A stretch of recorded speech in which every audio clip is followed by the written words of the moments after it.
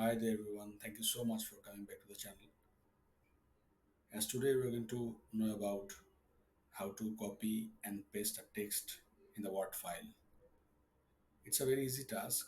As you know, I try to share how to tutorials in a simple way so that viewers get a good perception and implement it on his or her life.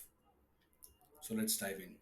First of all, we have to go to the Microsoft Word and write a text, anything you want to write. Okay, anything you want to write, then just please select the text,